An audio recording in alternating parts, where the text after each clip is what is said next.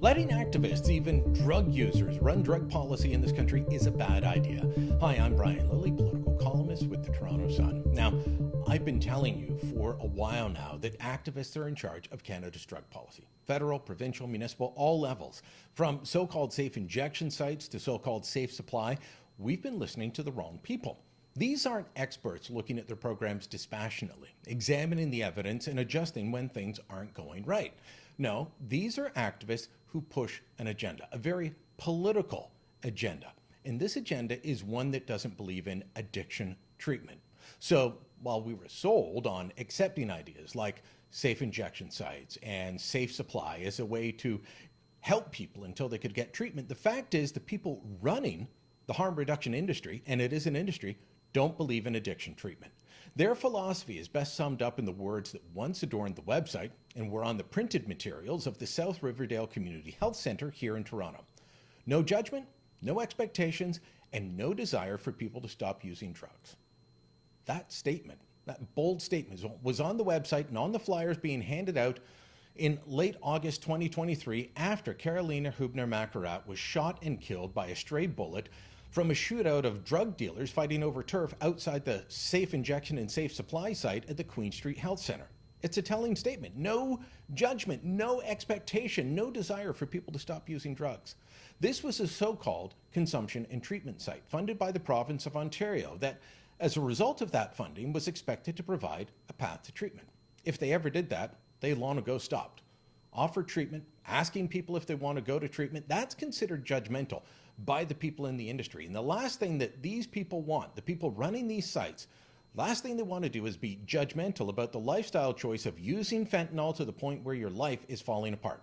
So, a week after the Ford government here in Ontario said they're closing 10 such sites in the province and opening up 19 Heart Hub treatment centers, a group of activists showed up at Queen's Park to denounce the move. They don't just oppose the closure of injection sites and safe supply next to schools and daycares, they oppose the opening of treatment centers. The lead speaker was Zoe Dodd, one of Toronto's top activists on this file, and according to her own social media post, a drug user.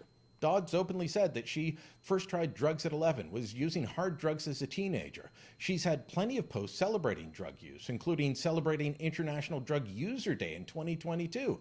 And someone recently posted a video of hers calling her a drug addict. She replied, "I'm not addicted to drugs nor dependent on drugs," which perhaps explains this statement from Monday. I don't believe in the abstinence model as the only model in which we need to operate. I believe that people use drugs on a continuum and on a spectrum. She says she's not addicted, but she is a user, and she helped shape the policy of the province, at least under the previous Wynne Liberal government. Now she's upset that Premier Doug Ford is taking things in a different direction.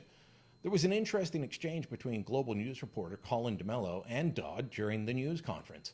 DeMello just wanted to know, given the direction the province wants to go in, policy-wise, what would happen if someone showed up looking for treatment? A consumption service is already a treatment program. Like, if you think about all the help that you get within it, you can't access anywhere in this city and just walk in the door and there's somebody to help you. What do we define as treatment? Do you know what I mean? Like, you can go in and you can get health care, you can get wound care, you have people to talk to, you have people to connect with, you have people supporting you and caring about you. That's treatment. You have someone to, like, talk about what's going on in your life. That's treatment. So when we talk about treatment, it's like, it's such a false dynamic that he's proposing and creating. That's a similar lack of response that I got last week when Dodd was attacking my columns online over these changes. She said she'd worked at the South Riverdale site for years. And remember, that's the place where there's no expectation you give up using drugs. I asked her multiple times about referring people to addiction treatment or rehab, and she ignored the questions or talked about treatment of wounds or hepatitis C. Now, DeMello persisted, but he didn't have any luck. We don't know what their family members might want them to get to. Who doesn't want their family member or loved one who is an addict to get the care they need? Dodd is simply dodging the question because she doesn't believe in getting people to stop using drugs. She said openly at the news conference that she wouldn't work at one of these new centers because she doesn't believe in an abstinence-based model of treatment. Abstinence meaning you stop using drugs. She simply doesn't believe in that. Using drugs is a continuum. Zoe Dodd is one of the most prominent drug activists and advocates in this city, in this province, perhaps the country. She helped influence the province's direction under the previous government. She presents to the Toronto Board of Health. She's had confrontations and interactions with Prime Minister Trudeau on this very issue. He moved in her direction, by the way. And the direction that Dodd wants Ontario to follow looks a lot like British Columbia, a place where they let activists like Dodd help write the drug policy because of their so-called lived experience. Well, look at the results. BC is a province with just 5.7 million people, but they've got the same number of opioid drug overdose deaths as Ontario, with a population of 16.2 million. That's not the direction we should be moving in. That's the direction of death. The saying is, when people show you who they are, believe them. Zoe Dodd has shown herself to be a radical activist. This is not the person the government or the media should be listening to when it comes to deciding drug policy in Ontario. Let me know what you think. Drop a comment down below. Share this on social media. And don't forget to subscribe to our channel.